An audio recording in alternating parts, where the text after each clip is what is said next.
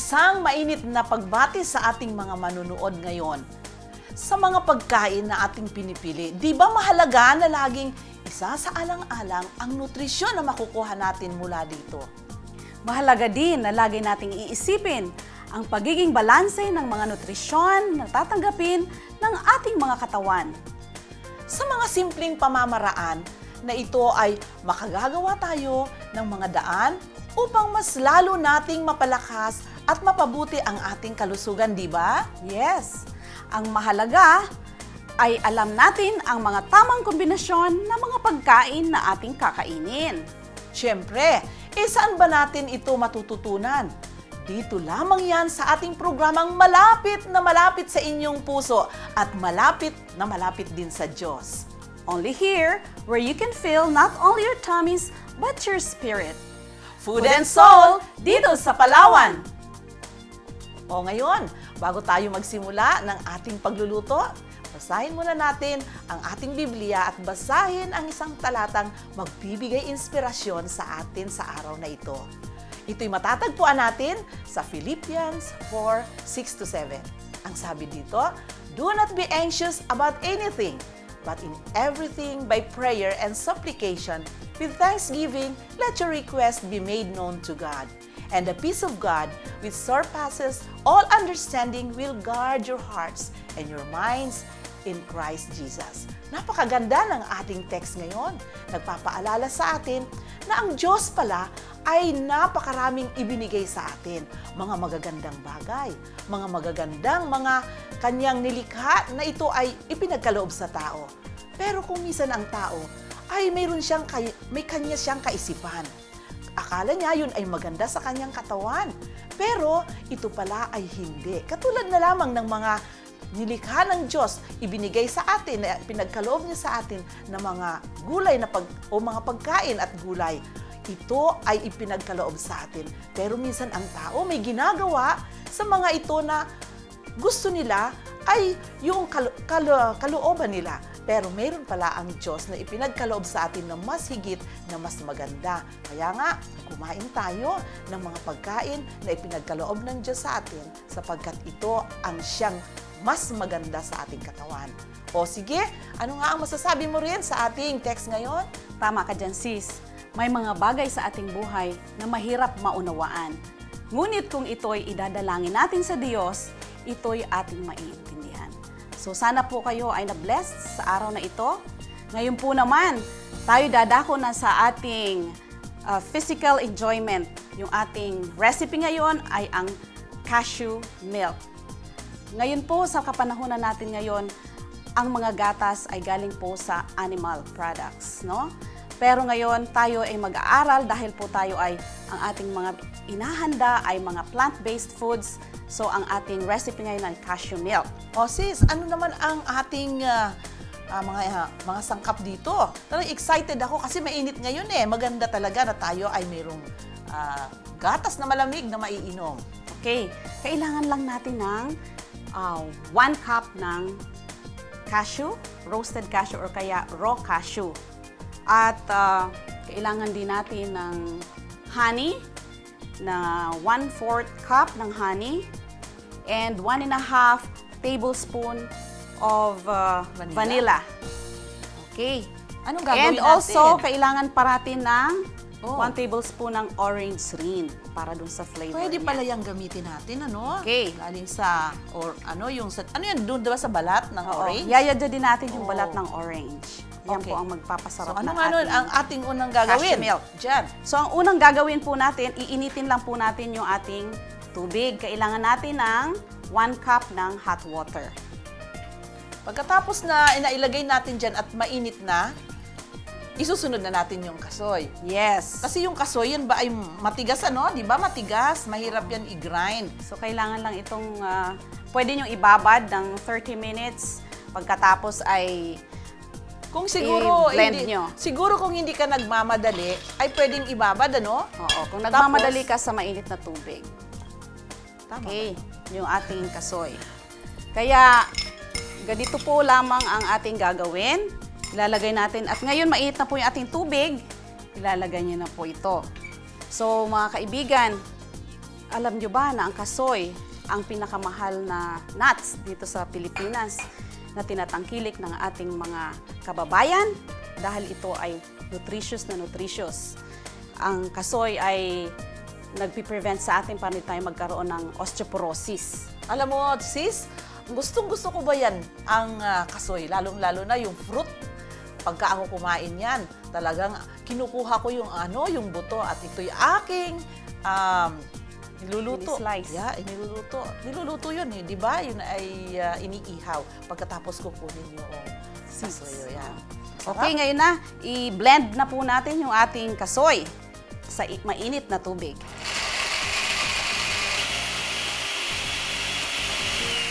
At isusunod po natin yung ating orange rind. Wow, so magkukulay din siya Lagay natin orange. siya dyan. Okay. Ano pa ang ilalagay natin? Yung honey. Honey.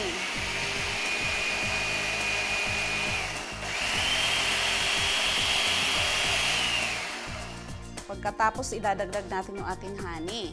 At yung ating vanilla. Okay. Pati yung ating salt. Lalagyan natin ng Konting salt. konting salt.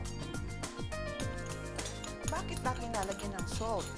Para Ano ang mas malinamnam. Konti lang. Mga 1/2. Yan. Pagkatapos niyan, i-blend natin sandali ito hanggang pinong-pino po yung ating milk.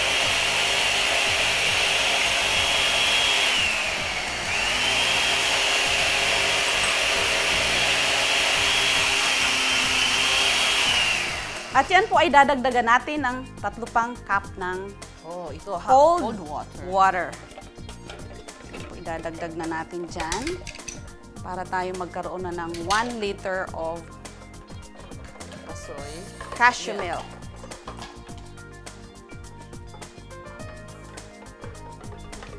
Okay. At irara natin na uli ito ng mga 1 to 2 minutes. Ayan mga kaibigan. Sino mag-aakala na tayo makakagawa ng isang gatas na galing sa kasoy? Ako nga talagang ngayon lang ako nakakita at ngayon lang siguro ako makakatikim nito. Tingnan ninyo kung tayo talaga ay maghahanap lang, magsasaliksik tayo, hanapin natin kung ano pa yung mga binigay sa atin ng Panginoon na pwede pala nating gamitin. At ito ay magiging isang masustansya at na pagkain. So ngayon, ano na ang ating gagawin sa ating kasoy milk? Okay. Ang kasoy milk po ay marami po tayong pwedeng gawa nito, no? Pwede natin itong milk para yung kagaya ng pag kumain ng mga bata o tayo ng cereal, ito ang gagamitin nating gatas. Pwede rin. Pwede rin ito alternative natin sa milk pag gumagawa tayong mga shake. At alam niyo po ba na ang kasoy, pinoprotektahan tayo na hindi tayo magkaroon ng osteoporosis. Ganun ba? Pati yung ating arteries, yung ating puso. Dahil ito ay low in sodium and potassium. So ngayon, mga kaibigan, gagawa na tayo napakasarap na shake. Ang tawag namin dito ay Palawan Shake. Wow! Excited na ako. Ano naman ang ating ilalagay dyan sa ating milk? So kailangan lang po natin ng 1 cup ng cashew milk. Ilalagay po natin ito sa blender. Okay. Ano pa ang ating isusunod? Itong ating... Lalagyan natin ng 2 saging. Okay. Saging. Alam mo, itong saging, ito'y talagang napakarami nito sa Pilipinas, di ba? Hindi tayo nawawala ng saging. Ito pala ay pwede kahit na saan, hindi lang kakainin, pwede rin pala ilagay ito sa shake. Yes, ito kasi yung magpapa-cream. So yan ang ating parang sugar din, ano? Kasi wala tayong ginamit na sugar. Magdadagdag ng sweetness ng ating shake. Pagkatapos lalagyan po natin yan ng isang pisngi ng mangga. Wow! Yung mangga, di ba? Yung mangga, napakarami din yan dito sa atin, sa Pilipinas. Oo. Favorite na favorite yan ng mga Gustong-gusto ito kababayan ng mga natin. kababayan natin. At ito'y mag-a-add ng masarap na flavor sa ating Palawan Shake. Naku, Very gagawa ako nutritious niyan. ito kasi, di ba, ng mga yellow foods, yan ay rich in vitamin A, may rich in vitamin C. Yung ating saging ay rich in potassium. So, alam mo, Okay. pag uwi ko sa amin, talagang gagawa ako ng ganito. Kasi gustong-gusto ng mga anak ko na talaga. Lalo sa Manila, napakainit, di ba? Talaga. Okay, atin na pong gagawin ang ating shake.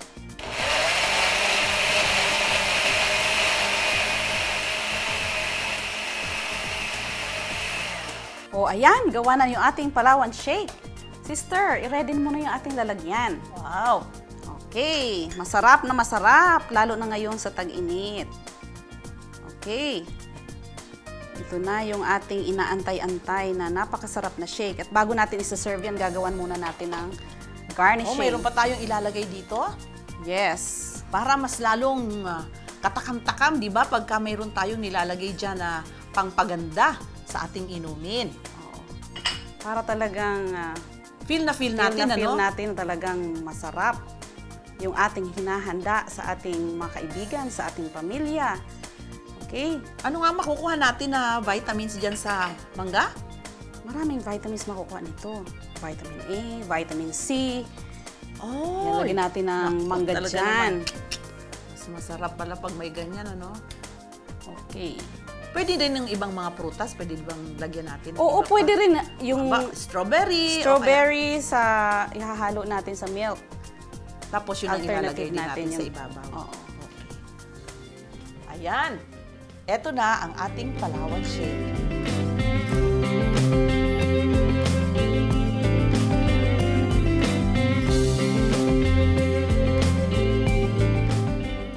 At ngayon, aking ihahanda ang ating susunod na recipe, ang ating vegetable burger.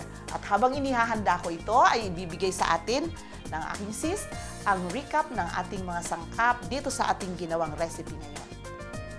Okay. Ang sangkap po ng ating Palawan shake ay kailangan lang natin ng 1 cup of cashew milk, 2 pieces of banana, and 1 slice of mango. Yun po.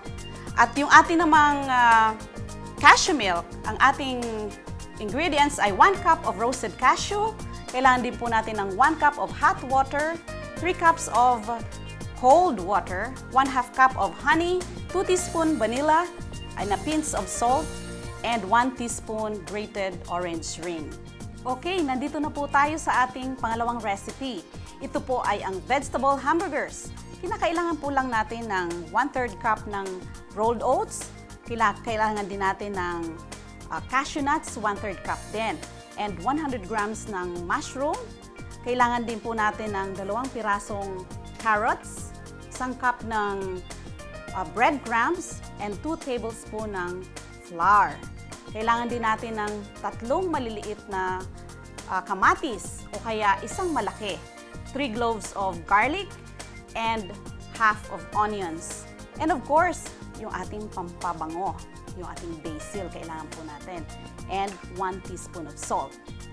So sister, sisimulan na natin ang paggawa natin ng vegetable Okay. hamburgers. Parang napakasarap nito, no? Okay, una kong hihiwain muna yung carrots, no?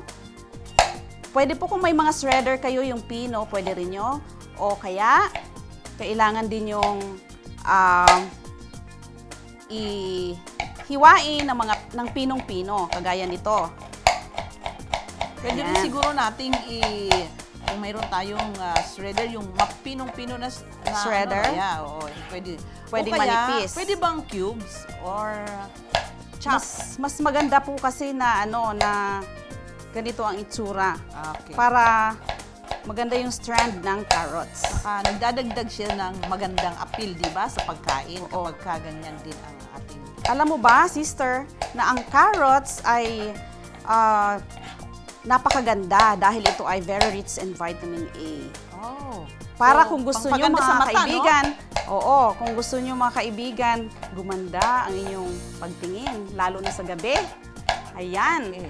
Lalo na yung may mga nag-night blindness na, kumain tayo ng Maraming carrots. Maraming kaya carrots. mga dilaw na mga pagkain. gulay. Kung gusto nila natin gumanda ang ating mga skin, yan, Ay kumain sis, tayo. aking pwede bang gamitin din natin dyan yung kalabasa? Kung wala Pwede tayong rin, carrots. kalabasa. Kasi minsan, sa baryo, Oo. mahal ang carrots, di ba? Mm. Maganda sila sa Baguio, maraming carrots. Pero kung halimbawa, dun sa... O, pwedeng alternative Diba? nila ang kalabasa. Pwedeng kalabasa. Masarap ito. Kaya kung nanaisin nyo parati, hindi sa inyong mga refrigerator, sa inyong pamimili, kinakailangan na mayroon po kayong carrots parati sa inyong ref. Saka maganda ang kulay niya, di ba? Lalagay na Pag natin ito inihalo dito. natin sa ibang gulay, lalo na kapag ito'y green, magbibigay ng magandang kulay sa mga gulay. Okay, ang next po natin susunod? hihiwain ay itong mushroom natin, oyster mushroom po ito. Alam naman natin na Saan pa natin mabibili yung ganyan, yung mushroom na ganyan? sa ating mga mall, mayroon tayong Sa mga o kaya sa mga store? tindahan, sa department store, meron ito. O kaya dun sa mga, kung gusto niyo makakamura kayo, kung may mga kilala kayong nag-grow kagaya ko, ito, binili ko to dun sa talagang Kaibigan mo. Oo, nagkaibigan ko na sila talaga ang Papa, naggumagawa o nagpo-produce ng mga mushroom. mushrooms. Okay. So ano ngayon ang susunod natin na So, ilalagay dito? isusunod na natin ito. Yung ating Sibuyas. sangkap na sibuyas.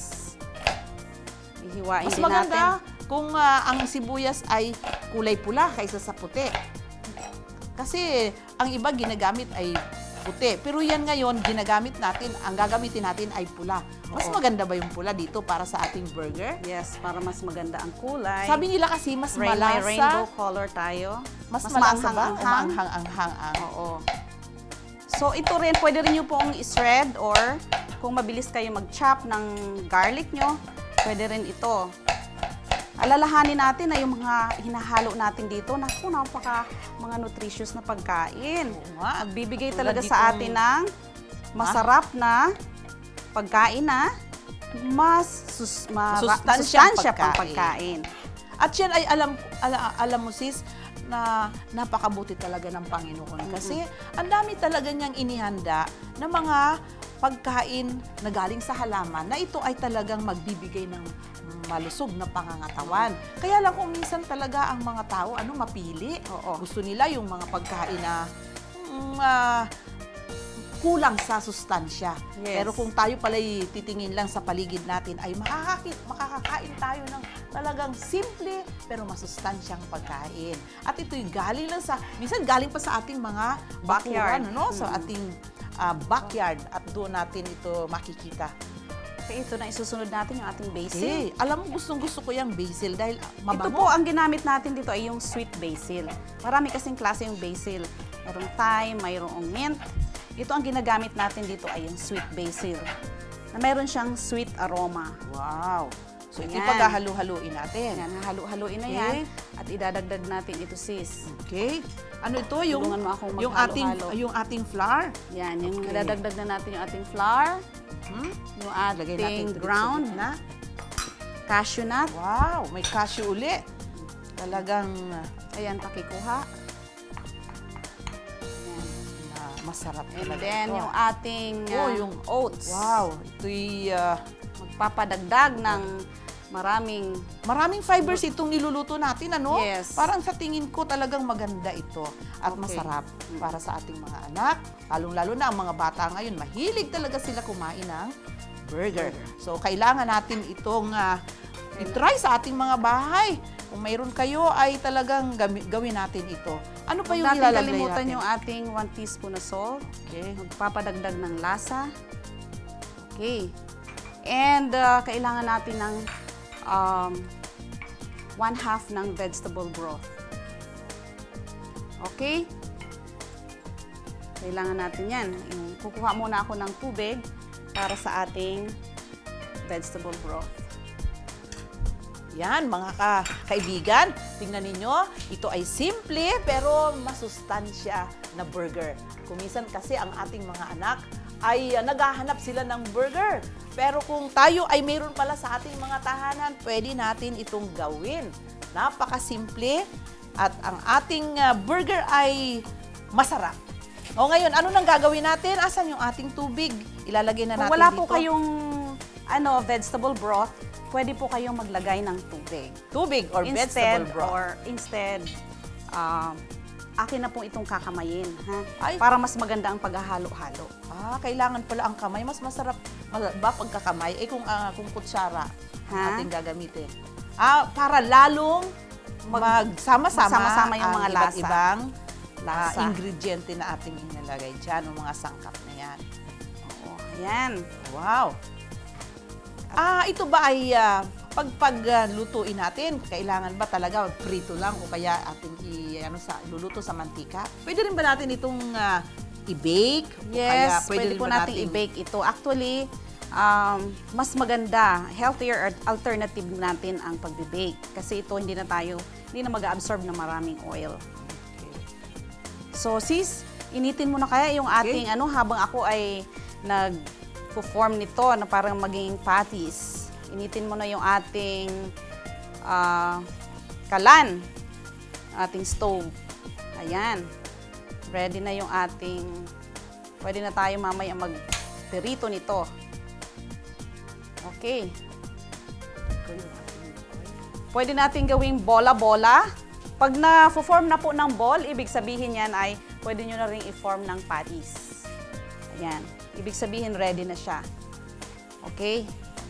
So, gagawin natin itong parang talagang vegetable hamburger para pwede natin pangpalaman.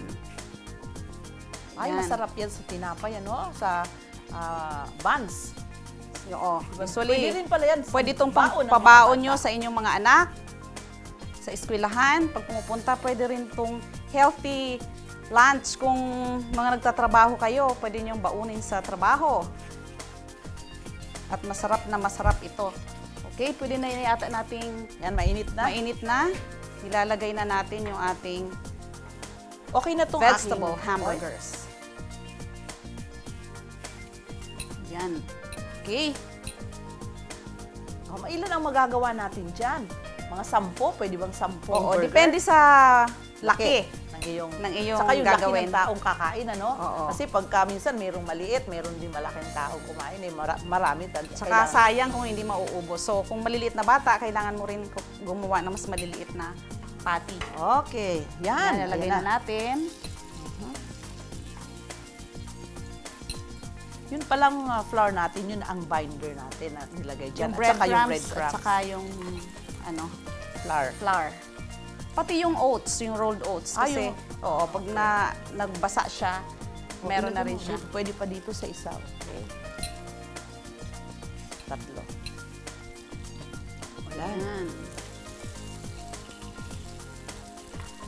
Talagang magluluto ako nito. Talagang magluto ka nito sa bahay nyo, sis. Pababaon ko to sa aking anak kasi nagtatrabaho Actually, siya. pwede rin ito iluto sa grill kung gusto mong Walang or oil. sa oven kung ayaw nyo ng pinirito. Alam nyo naman na pag pinirito, medyo marami yung na-absorb na mantika. So kung kayo mga health conscious, ayaw nyong tumaba, di wag tayong kumain ng Pinirito. maraming pinirito. Okay? Alam nyo naman na lahat ng sobra ay hindi maganda. Ayan. Wow! Nabaliktad na. Ang sarap na niyan, sister. Palagay mo kaya kung ihahanda ko yan sa mga anak ko, magugustuhan? Sa mga anak ko. Sa mga anak ko. Ay, naku, yung mga Yung mga anak ko pa. Yung mga anak mo pa. Pagkain lang, Naku, wala kahit wala. gulay yan. Ang pagkain lang ang wala sa kanila. So, pwede na natin itong, malapit na maluto. Yan, masarap na masarap. Alam mo ba, mga kaibigan, gumamit tayo ng mga natural na herbs. Ang very common sa atin ay yung basil. Na kahit basil lang, ay magugustuhan ng mga anak natin kasi hindi masyadong matapang yung kanyang flavor. So, kagaya nito, maaamoy mo talaga. Plus, yung sangkap ng mayroon tayong tomatoes, mayroon tayong onions. Plus, ito halos kumpleto na to siya eh. Kasi meron din siyang oats, meron siyang protein. Yung oats ay carbohydrates. Yung ating cashew, meron siyang protein.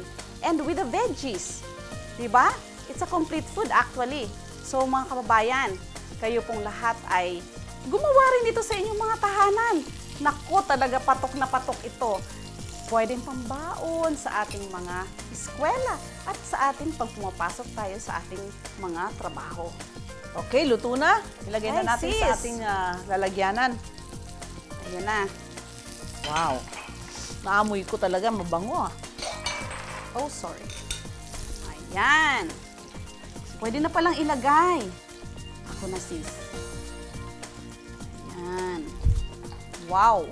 Talaga naman ang burger. Alam Yan, nyo, masarap alam yung mo, pampalambot. sis, yan ay magandang partner din dun sa ating ginawang Palawan Shake. Oo nga. Pwede na itong merienda eh. Oo. Sinabi mo. Alam nyo mga kaibigan, kung kayo lang talaga magiging creative sa inyong mga tahanan, nako, mga simpleng gulay, pwede nating mapaganda at nutritious na nutritious pa.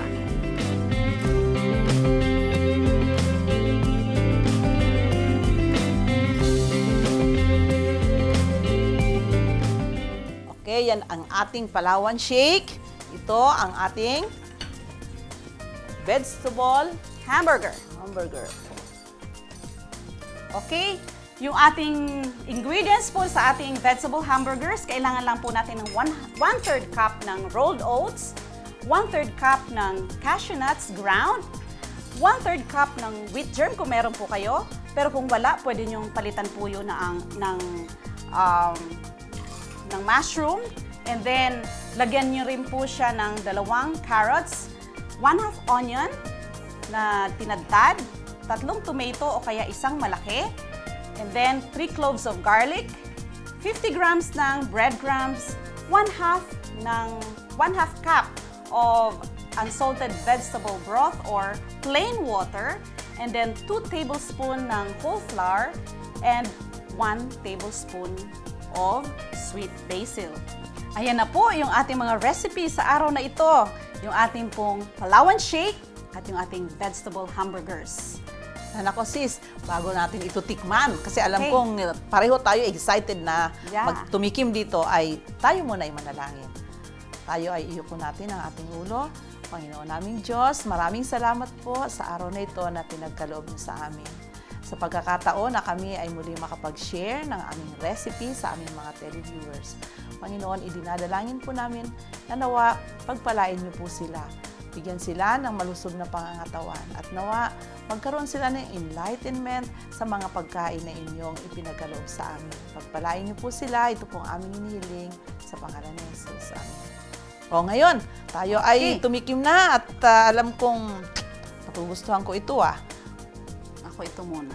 Kasi parang Nauhaw ka na ba? nauhaw na ako. Okay, ako ito kasi mainit-init pa. Masarap itong kainin na mainit pa. Ang sarap. Ang sarap pala talagang combination yung saging, At saka, soy milk, at saka yung mango. Talaga ako naman titikman ko yung vegetable hamburger. Sarap. Kasi yung yung carrots nito ay crunchy ba? Oo. Pag kinain mo ay talagang mafe-feel mo yung sarap at saka yung malutong-lutong. Sweetness and dark. Okay? Ang sarap talaga. Yung labas ay crunchy, Pero yung yung loob loob ay moist at saka smooth. smooth. Plus yung carrots, masarap siya kasi pag ninuya mo. Alam mo sis, ngayon Yung ko lang nuts. na Pag pinagsama-sama mong minunguya habang tumatagal, naku, ang sarap talaga. Naku, mga misis, mga nanay ng tahanan, naku! okay? Wala po kayong mag-atubili, mapakasarap nito. Tikman ko nga ito. Pwede bang kunin muna yung nasa ibabaw? Kasi hindi ko Gustong-gusto ko pa naman yung mango. Lalong-lalo na ngayong panahon na tagmangga. O, ayan mga kaibigan, laging tandaan, mahalaga po ang balanced diet at pagpili ng tamang pagkain na kakainin ng ating mga pamilya. Tama ka sis! At lagi ring tatandaan na sa gulay at prutas, natin matatagpuan ang mga bitamina at mineral na higit kailangan ng ating pangangatawan. Kaya samahan niyo po muli kami sa susunod na mga pagkakataon at tumuklas pa tayo ng mga bagong pamamaraan ng paghahanda ng ating mga gulay. Only here where you can feel not only your tummies but your spirit. Food and Soul dito sa Palawan.